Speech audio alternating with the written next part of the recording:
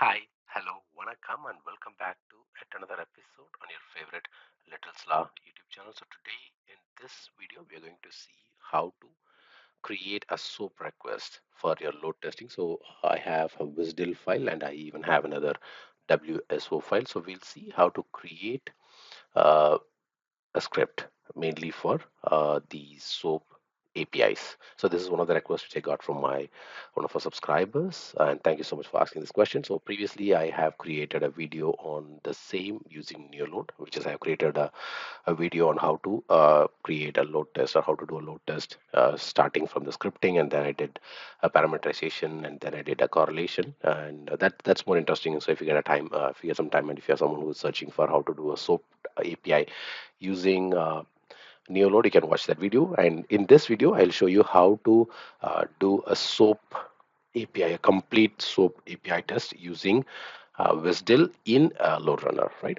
And before we move on to this video, this is me, your son Shanmugam. I welcome you all to our Little Salah YouTube channel. Please don't forget to subscribe to our channel if you haven't subscribed it yet, and please don't forget to like if you like this video, and please do comment if you have any questions or any feedback in the comment section. And please don't forget to join our WhatsApp channel. The WhatsApp channel link is in my homepage, and there we have like more than 400 plus subscribers, a big Little Slav family where we are helping everyone who faces any issues. And there are more boot camps and more trainings coming in. So please don't forget to subscribe for more information. If you're someone who is interested in performance testing, engineering, DevOps, platform, and more, much more. So yeah, now going on to the video. So firstly, let me create. The first step is to create a new script and solution. So I'm going to select the web services as my protocol. So we have like all other protocols, but in this one, I'm going to choose web services as my protocol, and it comes under the LoadRunner training, which is one of the trainings I'm taking for the subscribers. And the solution name is okay. Let me just change this. It's going to be SOAP services load testing, and the solution name is again going to be SOAP.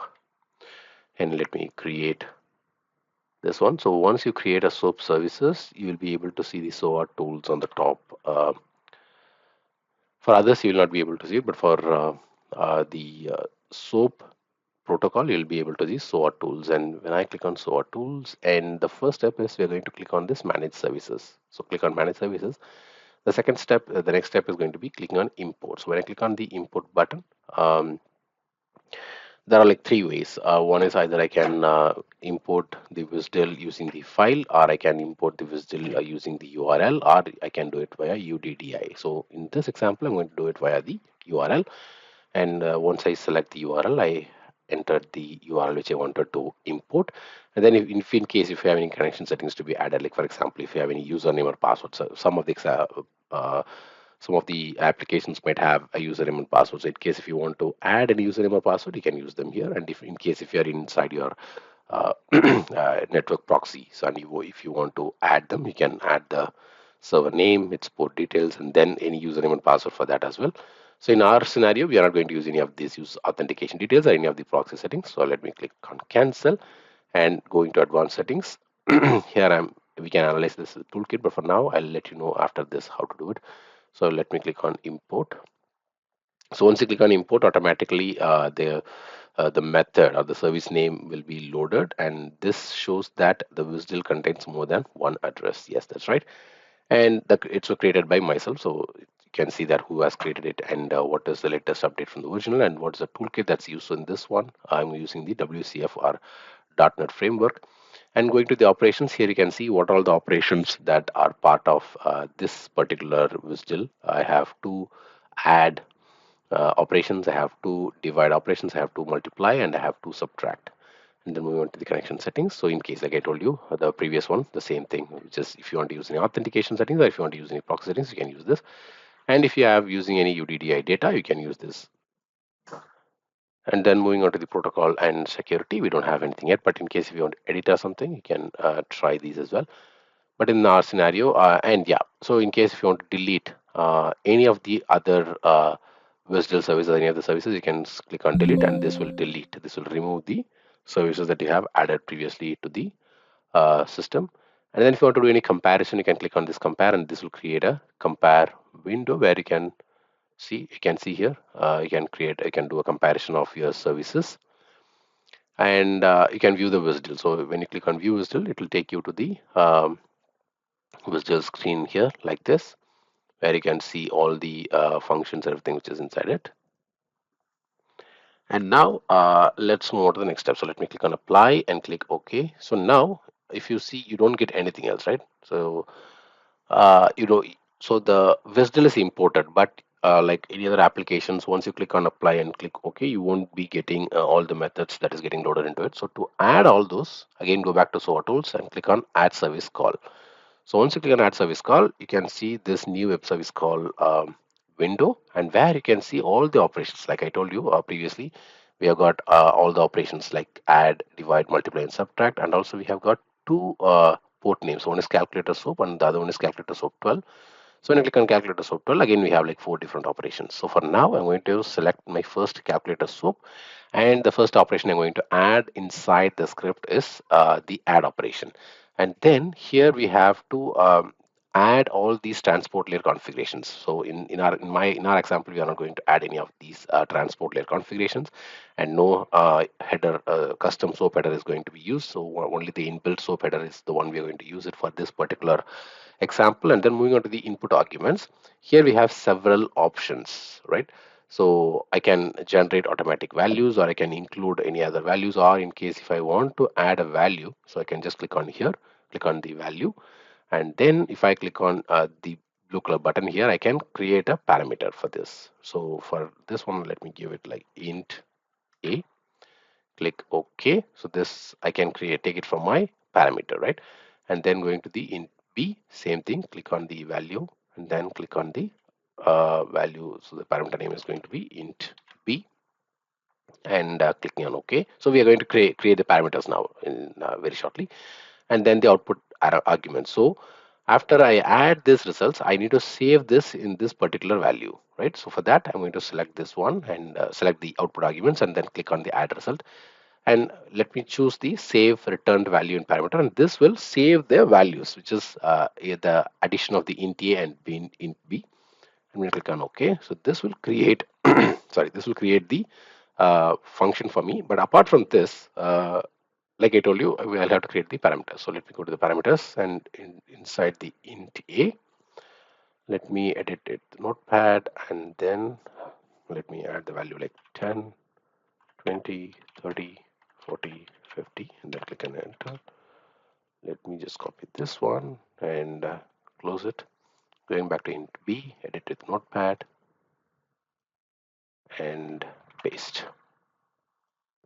Save, close. So now I get all the values. And let me do one more thing. Int a by name, int a, int b by name, int b, and yeah, everything else is same. Close, save, right? So now we have got the values, and the next part is okay. I'm going to do the addition. And what is the step to confirm that the value is did properly, that the value is added properly? So for that, I'm going to add a LR output message, and here is the command for that. So I'm going to use the LR output message, and the result of the add operation is I'm going to use the LR eval string, where I'm going to get this value, the param add result, right? And let me save this one and let me do a quick run. So yep, here you can see the web service called add 104. Like if you see here, the step name, the add 104, or you can change it as add operation. And same way, yep. So that's done, and we're going to run this add operation. So I'll show you, and then yeah, which I have showed you, and then the result of the add operation is 20. So here, if you see the result of the add operation, we have added the values 10 and 10, and then finally we have print the value as 20. So this is how you can run, or you can create your WSDL script, and then you can add your operation. So in fact, yeah, let me do another operation as well. Go to add service call, and then now I'm going to choose the calculator soap 12, and then I'm going to choose a different one. So I'm going to choose multiply, and in here, going back to the input arguments, we have to give the input arguments. Otherwise, what happens is since there won't be value, it will trigger an error, right? So let me go to the int a, and now you can do multiple things. You can either give the value from parameter, or you can give the value directly. In case if you want to uh, try some values, you can just try for some testing. So you can give 40 or 50, and then going to output arguments. So multiply results. So save the value in the results, and once you save it, automatically we can print it, right? So going to this one, and then param multiply result. So I'm going to print the multiply result here, and then I can change the name of this operation. That's going to be multiply operation, and let me save it, and let me do a quick run. Yep. So that operation is 20, and the multiply operation, sorry, I have to change the output message. Yeah, the result of the multiply operation is 1500, right? So that gives me an idea on. So I have like multiple operations, and I can try all these. I mean, I have like two different methods. So I have taken it from both of them. Like one is from the calculator, and the other one is from the calculator too. So I've used both the services. And now let me try another operation. So let me bring all the other calls as well. So going to add service call, and then let me do a divide, input arguments, and value. I'm going to take it from, okay, let me take it from, sorry, int A. I'm going to int B, int B. Yep, that's done. Or else we can do one more thing. We can do a random value, right? So what we'll do is, let me click on here, parameter type. I'll choose a random number, and this is going to be int A underscore random. Click on, oh sorry, click on this parameter properties. Sorry, let me do it again. So let me delete it. Sorry. Click on this, undo parameter, click on this again, select random number. For now, let me click OK. Yep. Then selecting this here. Then again, I am going to select another random number. Click on OK. So now I have two random numbers, which I'll use for my divide operation. And let me go and check this in the parameters. And here, if you can see, yep, I have got the random parameters, and I can change the numbers as well. Like for example, the minimum can be like from 100 to 999, and the new param 1 can be up any time between 5 to 100. And let me click close. And the next part is we have to print this message successfully to see whether it works fine. So the result of the divide operation is, okay, I think I have missed to bring the output value, but yeah, we can try it here. So end arguments, and after that begin result, and then let me get this value. So this will save the values for us. So web service call, yes, soap method, response parameters, service, expected response, soap result, snapshot, begin arguments. Yes, I have it. End arguments, begin result. Yeah, let me now paste it here. So I have to yeah, anyways, let me just check it out. Or else what we can do is, like, we can yeah, let's do it. Divide result, copy and paste it as parameter here. And then I'll take this parameter here, and I'm going to add it here, right? Okay, I think now the value is not properly created. So what we'll do is, um, let me go back again to the add service call, and let me create it again. So input arguments, going to the int A, clicking on the value, and this one, okay, let me just select it again. Now this is going to be a random number. Click OK. Int B, yes, again, yes, this is going to be another random number. Let me select it, click OK. And now, yeah, we have to save this. So make sure I'm selecting this one before selecting this save returned value in parameter, because otherwise the value will not be saved and we will not be able to print it, right? So, yep. So I got it. So yeah, now the value is printed, and here you can see it's having this particular bracket thing. So if only if it shows the bracket thing, only then you can confirm that it's working fine. Otherwise, it won't print anything. It's not referring any value. So that's the difference between having this box around the value, the parameter. And yeah, the divide operation, yes, that's fine. And yeah, now let's move on to the next one. So I have add, I did multiply, and then I did the divide, and now the last one, the subtract. So I'm going to use the calculator SOAP for this, and then the subtract. So same way, I'm going to select input arguments, and then for this I'm going to choose the original, or we can even choose a different one. We can even choose some random number here again, and save this. Yeah, because when you generate random numbers, you don't have the problem of you don't need to worry about selecting a particular number. You don't need to change every time. It will automatically get changed. Then save the test results in the parameter. Yes, click OK, and then we got the value. And to print the message, you all know the LR output message. So just remember, you might get this in your interview question, like how will you uh, print your results. So for that, you'll have to use the LR output message. And yep, I believe multiply result. Yep, it's there. Okay, I think there is some issue because I could not see the uh, LR subtract result here. Let me paste it again. If it's not coming, let me try again, or else I can type it. It's going to be param underscore subtract result bracket. Nope, it's not coming. So I think there is some issues in here. Let me try it again. Let me first delete this one. Yep, let me just delete this one.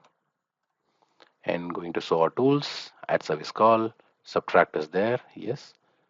Input arguments, I can even use the original int a. Yep, I have the int a, and then I can even choose the int b, or else I think that's new param, right? I think, yep. Also, okay, let me have it int a as well, just for the case to close this part. And int b, yep.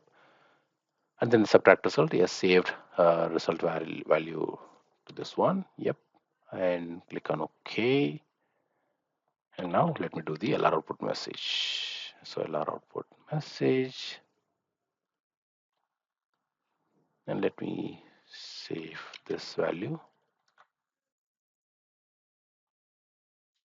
What else? What about this one? Let me just try copy pasting it. Yep, this works fine. But this LR subtract result is not printing. So that means there is some issues with the LR subtract result. See if I'm pasting it, it is not working. Let me just check it out. Yeah, so for some reason I'm not able to get the value that's getting with the box, but still let me try running it, and let's see what happens when we run this script. So here you can see the add operation works fine, the multiply works fine, the divide, and then yeah, even the the subtract operation. Let me just change this number, the output message, and the result of the subtract operation is, and then the param subtract result. Yep, that's done. So now what we'll do is the next step, that is to run a SOAP test, a SOAP load test. And for that, let me add the think time. So the think time is 20 for each, in between each of these steps. And yep, so got this. And then for the last one, yeah, we all know we have to use the pacing. So let me go to this runtime settings. The run logic, we are not going to make any change. The pacing, yes, I'm going to add a 30 seconds of fixed delay between each test, and then the log. I'm going to disable the log, and then in the think time, I'm going to select the replay think time as recorded, so that will get me the selected, the replayed think time here. And this will help me to give enough amount of delays between each request, and will help me to maintain the throughput. And yeah.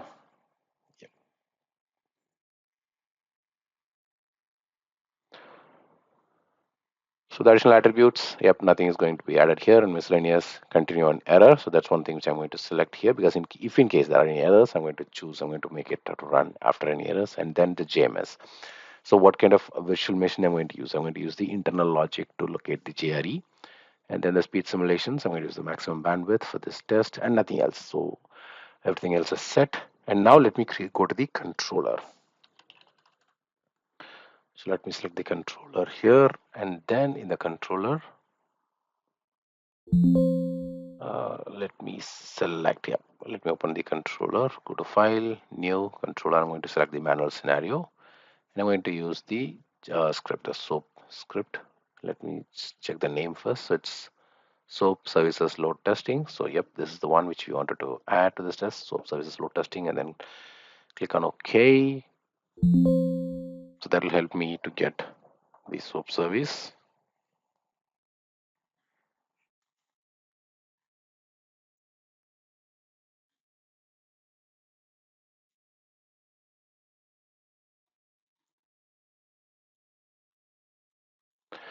But now when I select this particular one, it will give me one quantity, but I want to add more users, right? So for that, let me remove this. And then let me select this again. And then I'm going to add the number of quantity, and let me choose the script as well. SOAP service load testing. Click on OK. And there is one more thing, just to let you know, in case if you want to uh, know how does the load generator part works here. So if you want to know how to create a load generator and how to watch that, you can let me know. I have a training which I have conducted, and I can share that video with you. For more details, you can reach out to me. And think time, it's not there. Yep, pacing. Yep, whatever we have set it up there, it's reflecting here. So we are good with this one. And let's run it for like another 5 minutes, and after that we'll do a quick analysis of it. So let me start the SOAP testing.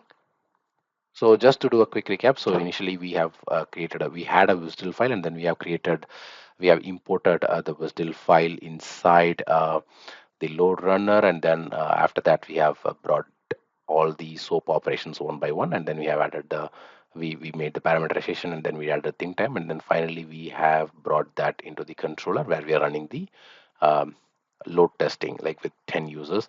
And let's wait for another few more minutes, and once after the test is completed, I will take you through the entire step of how to analyze and what happens with these results. And yep, catch you soon. So now the test has completed, all the transactions has passed. Let me just click it. Yep, all the transactions has passed now. And yeah, let's go to the results, go to analyze results.